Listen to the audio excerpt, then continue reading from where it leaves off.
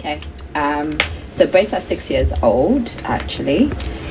So first sister is Sister Speaks Global, which focuses on women empowerment through events. We use digital media. We also have a podcast where we highlight different conversations around women and celebrate women who are doing great things. It's called Overreact.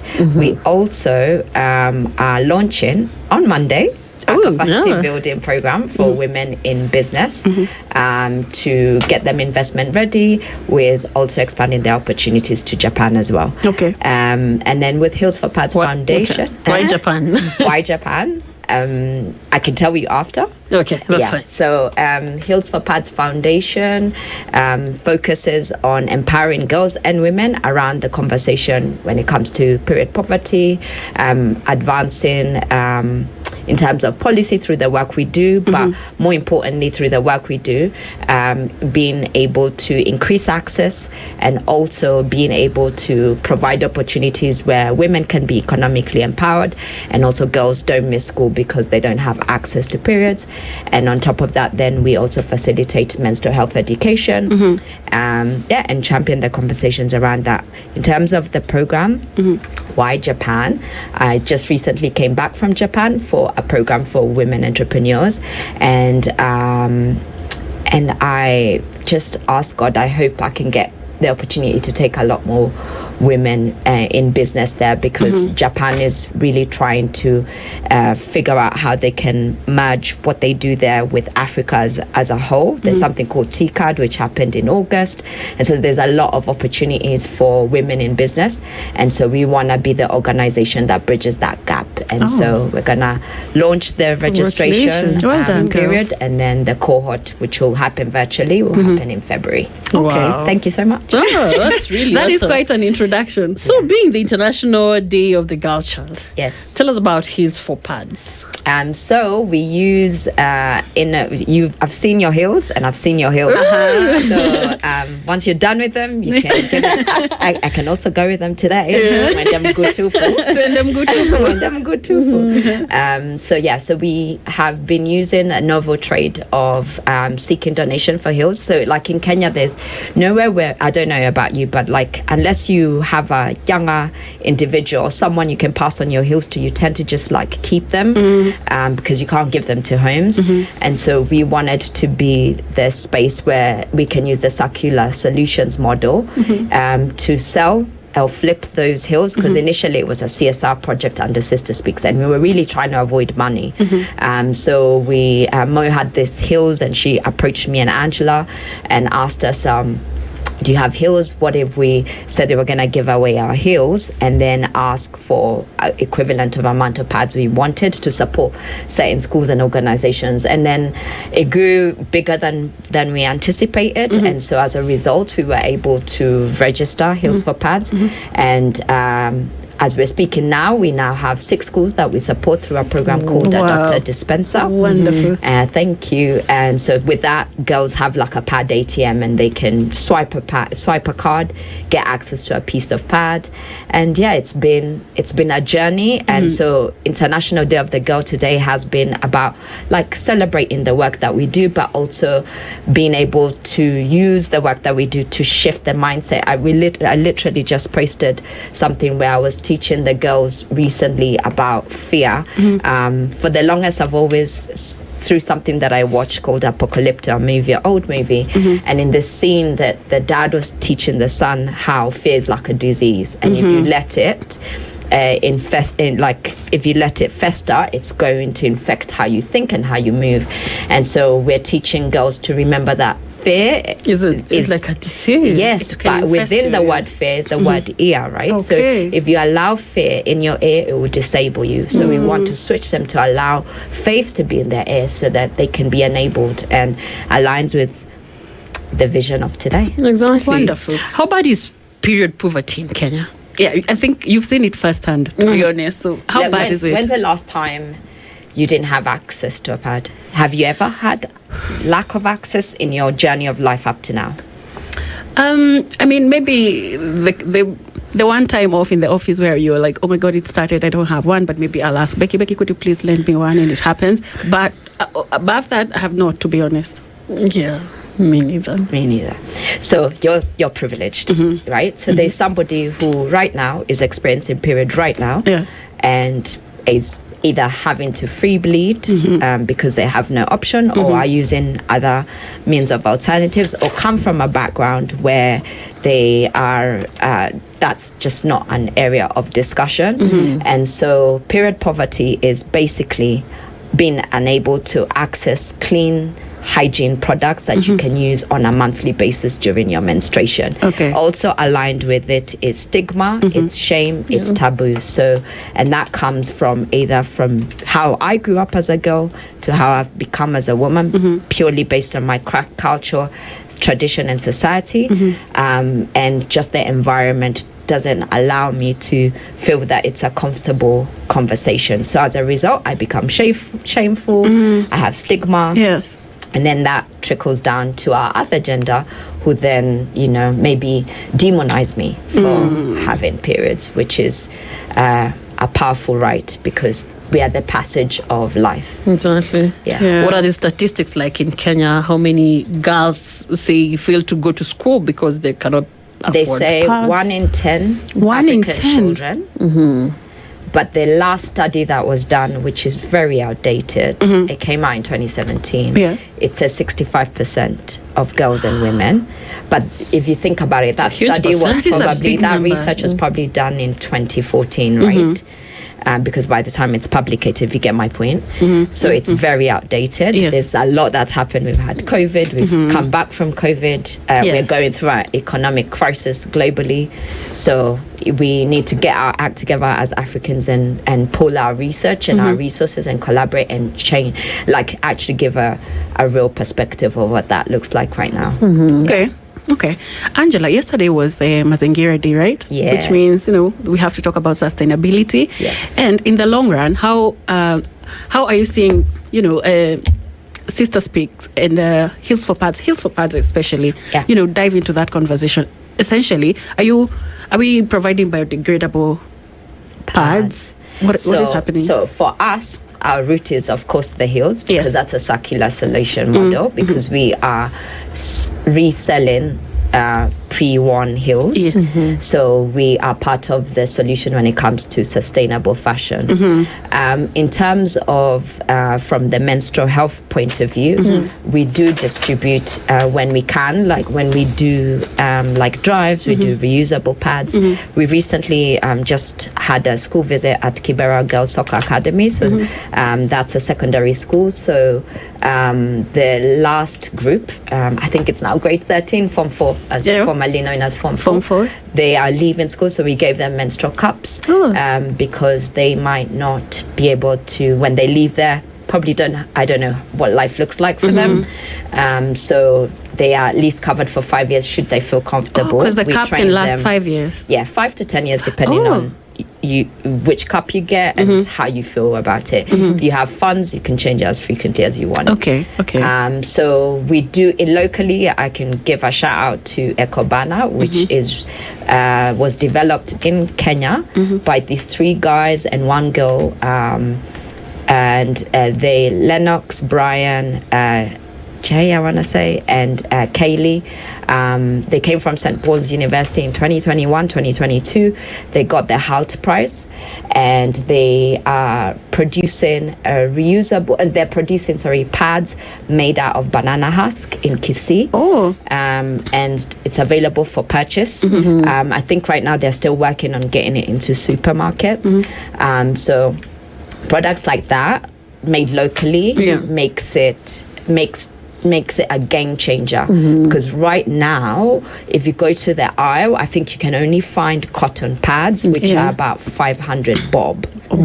Okay, so even us as individuals, are you going to spend 500 bob for one packet? And you need 2, so that's 1,000. That's quite pricey. Yeah, so while they are selling banana husk biodegradable pads at 90 bob, so you see, but so it's now getting more these kind of products that are made locally in the shelves. So that's a mission. And yesterday I planted trees. Oh, you did. So as part with our partners. So In fact, you've put it really well, and you are guiding my conversation really well, because I was about to ask you how your partnerships are really supporting your milestones.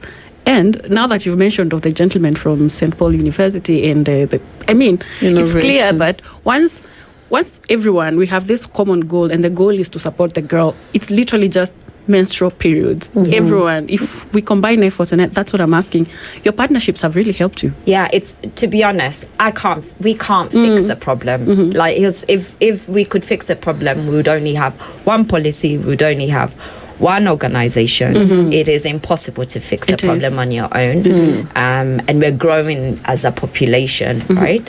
So we do need to collaborate. We're really big on complementing, not competing. So for us, we have chosen the model of pad dispenser, and eventually our mission would be to have a full circular model, or a full eco-friendly model, from the way we sell the heels to the products that we give. And that's still something that we are working towards, because again, we have to think about, we have 6 schools and we're supporting over 500 girls, right? And right now our programs are predominantly being funded through partners, and so we are working on developing the selling of the heels model, so we're less reliant on, if the grant doesn't come, does the product stop? So I see what our mission is to grow our vision for using the heels model to be able to be our full sustainable model. Should we not get funding, the products run, and also allow us to start our new project where we're calling it DADA, which stands for Dignity and Dreams Academy, where we'll be economically empowering women to have access to training them with digital and entrepreneurship skills through our process of selling the heels, taking them through the process of, because we predominantly focus selling through Instagram or TikTok, and through our working on our e-commerce platform. So using our own model, and should they want to be able to sell the heels, they can be our sales agent, Okay. So talking of policy, sometime back, Gloria Oroba sponsored a bill on sanitary towels. It was called Sanitary Towels Provision Bill, which was advocating for free distribution of sanitary towels to schools. And from where you sit, what do you think about the policies that we have around menstrual hygiene and menstrual care in Kenya? And what would you advocate for? I'd advocate for us not having to pay. That would be my ideal world. That's ideal. Yeah, but it's a $1 billion industry. Okay, so there's a lot of players to get to the point where we can have it free. It's a huge conversation. It can't just be on the government. Even the people who are responsible for creating the products, it's an all conversation, right? And I applaud her efforts for trying to push that, because it started off in 2017 where a previous government had declared that schools would get, but what people don't realize, it's not all schools, because there's also a grading of what poverty looks like. And so it's such a huge conversation, and yes, we do need to work towards that. At least, even if we can't get it on us who are sat here and work and have access to money, let's work towards fixing that in school level. Because I imagine, I had a conversation with a couple friend, and the wife has always gone through challenges with periods, so she actually always had to take time off, right? And that's somebody who's going through challenging periods. But then there's also somebody who has challenging periods and then no access. And so if you're missing 4 days every month, that means that you're already operating at a lower level, at a deficit in comparison to a boy. All right? So the conversation then becomes, by the time I finish school, I'm already gonna fail saying True. thingy because I've There's missed so many much, months right? behind. Exactly. So I'm always at a deficit competing with a boy. So when we talk about even like gender equality and gender equity, is the conversation is not just on our work level. It has to I call it a sandwich. As we fix the top, let's fix the bottom as well. right? So then by the time the top is acting right, they also have this is also in working at the same level. And so there's so much, like we always imagine one day, like through the work we do, Kenya could be the Scotland of Africa, where you know pads are free. Yes. We could be the Spain of Africa, where women can actually take time off when they from are in the work. period. You know, I call on all male leaders in work to have conversations and figure out how can they help the women in their team be more productive, because actually some people might need to take time off when they're on their periods, because it will be more easier, or they might need that one day off on the first day because they're just not functioning, depending on what kind of issues they have, if it's endo, if it's PCOS or PCOS, depending, right? So there's so much around policy. It's from money, it's from access, it's from being able to have those leave days. There's so much about what we go through in our own bodies that it needs to be a discussion. I did a podcast conversation and with two guys talking about period stigma, and I said, if this was men going through periods, I wouldn't be here. Men assume because that we'd have the policy, we'd have the day off. all would We'd have be fixed it long time ago. would be done. You're right. It's very much a man's world. And let me ask, what kind of impact have you had on the girls that you've supported through your program? Tell me about that. What are these stories that have come out of those spaces? So fortunately enough, we were still able to operate during COVID, and as a result, we've done a lot of drives. So we've been able to support over 25,000 beneficiaries, both girls and women. More, I'd say 70% is girls. In different counties, 19 counties currently. Wonderful. Which now led us to decide that what can we fix, and our focus then became about making sure girls stay by their desks at all times. So, and then we also wanted accountability, and that's why we chose the dispenser, because it also monitors, and we're able to see, do we need to improve our teaching in order to ensure that girls are being comfortable around the conversation, are feeling more powerful when it comes to conversations around period. We also, how do we involve boys? How do we have those conversations? So we have a booklet that we gave out, and it's a story about Malkia and Jabari, and talks about their puberty experiences. So girls learn about what happens to boys, and boys learn about what happens to girls, to also deal with the shame. Going back to my sandwich matter, like I need, as much as I'm telling executives to figure out how they can be better leaders for their women that work with them, but also how do we change that from a boy level so there's less shaming.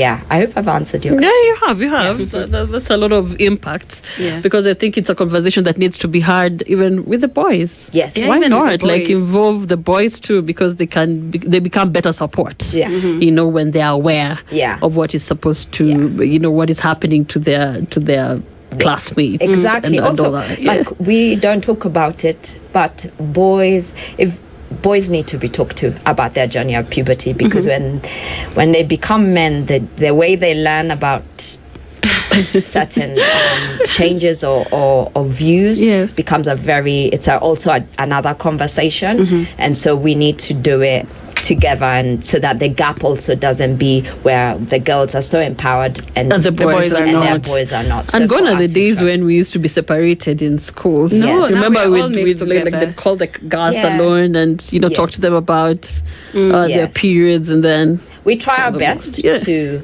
also at least have one session where we can have them together. Both. We try our best to find men who can join us when we are talking to the girls, so that It's boys are very not important. left. Yeah, so when we can, we do. With And the so boys as anybody well. who is listening, if you're a man and you want to empower boys, please reach out for Pads Initiative. Also in Mchanga, you can find Heels for Pads as well. Mchanga, yeah. And then in terms of Sister Speaks, like I said, on Monday, if you're a woman in business and you are looking to scale your business, maybe you've plateaued a bit and you want to level up, perhaps you want to explore opportunities in Japan. Our program is called SESA, which stands for Sisters Entrepreneur Society Africa. It's an academy, a capacity building academy. It's a 7-week virtual course that will start 16th of February. From 16th of February, we'll be doing different things, and one of the key things is also ensuring that we are your investment ready. We'll also teach about Kaizen practices. Those are elements I learned from Japan. Yeah, the Kaizen, Continuous improvement. Yes. Oh, you know about it. I love it. Kaizen. And we're faith leaders as well, so we really believe in contributing to the kingdom. So we'll teach about kingdom business and also inspiring in terms of entrepreneurial mindset and the right mindset, so you can shift from 1,000-aire to a millionaire. Go on, go girls. So check us out on heelsforpads.org, which is heels4pads.org or sisterspeaksglobal.org, and you'll be able to learn more. If you want to connect with me personally, just type Angela Waweru on LinkedIn. I'm sure you'll find me. Okay, beautiful. I'm curious, is there any eligibility method for joining the Japan program? Program? So the criteria, we're looking for growth businesses, so businesses that have existed beyond at least beyond 2 years, 2 to 7 years. They've identified their market fit. They either want to expand in terms of their project or even expand to a new county or new country, and they've been doing things for a while and things are just not clicking. They're either looking for an investor, so they need the tools and they need their business to look right, so that they can be able to either access the big loans or access the big money. So we are looking for growth businesses. So on Monday 13th of October, we'll be releasing, should I say the time? Okay, I'll go with midday. Because then I'm committed. Then you're committed. You have to do that. But we have amazing partners who are going to be industry experts, from investors, from people around kingdom business, the people who've worked with organizations, or rather even individuals who have gone from 1,000-aire to millionaire. We'll be talking about business canvas model, ideation strategy. A lot of the challenges we find with businesses, they're not thinking about like talent acquisition. They haven't women operate in a briefcase, and so they don't have the legal structures, which will mean that they are not considered in terms of investor, because you need to not be a one-woman army. You need to have, you need to be yourself if you're the leader, but there's other people around. You're working around. So, any final closing remarks for you, Becky? No, it's really, really remarkable what you're doing. So maybe for me, it's like we're celebrating you on the Pink Club. Absolutely. Yeah, so you're a hero today. Thank you. It aligns with my own personal motto, which is I aspire to inspire before I expire. You're really inspiring us. Aspire to inspire before you expire. Ellen, did you hear that? I'm going to be talking to Angela. Because of the loyalty issue. I think she's attacking me. Because I told her loyalty is overrated. Yeah, it's overrated.